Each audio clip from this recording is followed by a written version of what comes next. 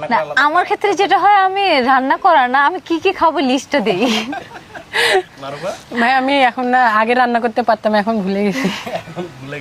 দেখুন এই ভিডিওটার দেখে বুঝুন আমাদের দেশের মানুষের কতটা নিকৃষ্ট এবং কতটা জঘন্য হলে এই ভিডিওর কমেন্ট সেকশনে এত নেগেটিভ কমেন্ট ছিল যা বলে বোঝাতে পারবো না।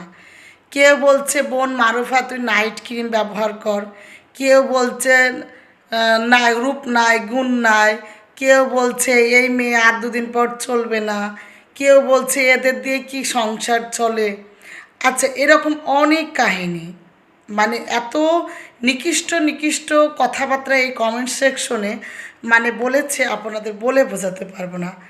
আচ্ছা বলেন তো, মানুষের যে এই যে গায়ের রং দিয়ে মানুষকে যে বিচার বিশ্লেষণ করলেন আপনারা, হ্যাঁ এটা কি উনি কি নিজে নিজে তৈরি হয়ে এসেছে এই দুনিয়াতে, নাকি আল্লাহ সৃষ্টি করেছেন ওনাকে?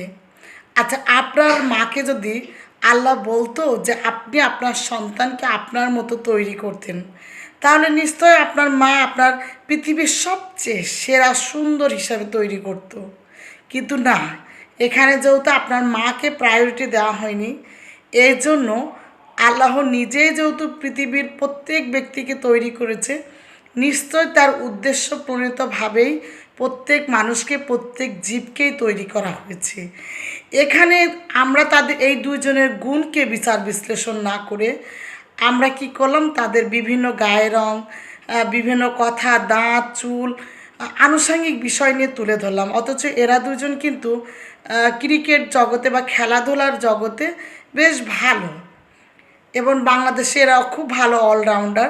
তাদের গুণকে আমরা কদর করলাম না, অথচ তাদের রূপ, যৌবন, চেহারা, আনুষঙ্গিক বিষয় নিয়ে আমরা পড়ে থাকলাম।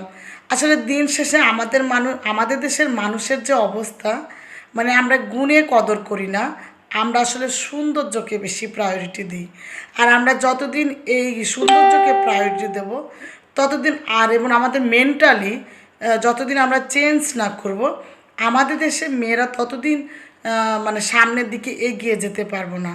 তারপরেও আমি এই দুজনকে বলবো অভিনন্দন, আপনারা আপনাদের চেহারা না, আপনাদের যোগ্যতায় আপনারা আপনাদের অবস্থানে গেছেন এবং ভবিষ্যতে আরও এগিয়ে যান এই দোয়াই করি, এবং বাংলাদেশকে সর্বোচ্চ বহির্বিশ্বের কাছে একটি সুন্দর এবং মুখ উজ্জ্বল রাষ্ট্র হিসাবে তুলে ধরেন।